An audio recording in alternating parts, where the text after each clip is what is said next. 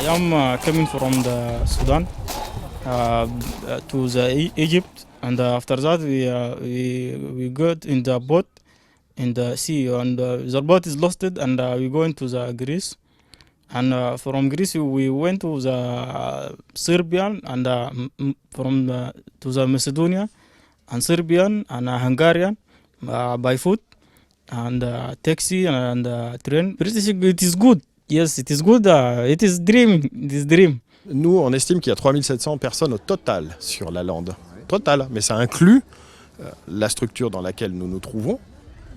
C'est-à-dire il y a 1200 personnes, les 200 femmes qui sont accueillies à Jules Ferry, des gens qui sont encore sous des tentes, plus les personnes qui sont en centre, plus les personnes qui sont actuellement sur la jungle. Il y a une nécessité, une urgence à mettre à l'abri des hommes, des femmes qui vivent dans une grande précarité, une grande détresse, qui est souvent utilisée, instrumentalisée par des réseaux mafieux, par des passeurs et des réseaux de passeurs qui veulent profiter justement de la crédulité et de la détresse de ces populations.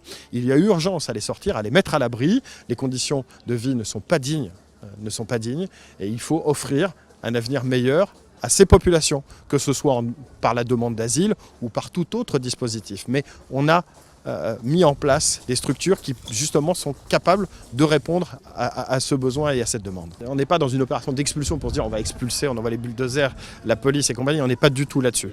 On est sur un travail de terrain, de dialogue avec les associations parce qu'on a besoin de tout le monde et les associations évidemment ont un rôle majeur à jouer. La première raison, c'est que l'alternative qui est proposée par le gouvernement est insuffisante.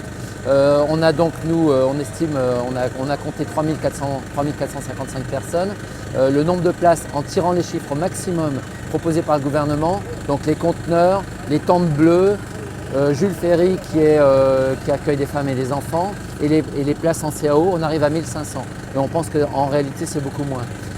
Deuxième problème, c'est les mineurs non accompagnés qui ne peuvent pas juridiquement, qui n'ont pas la capacité légale à décider d'aller dans les centres d'accueil ou qui ne peuvent pas être accueillis dans les conteneurs. Donc eux, il n'y a pas de solution pour eux.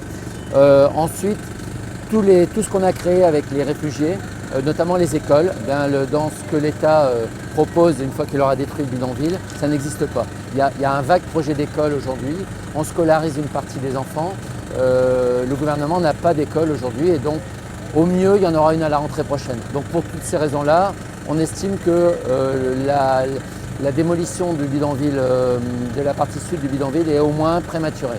I expect from European community. I expect more attention for us. Treat us like human being, like a refugee, not like economical immigration, because we are not economical immigration. We are a real refugee. We are not here to looking for we are becoming rich or more powerful by money. No. We are need just a normal life with a dignity and with a respect.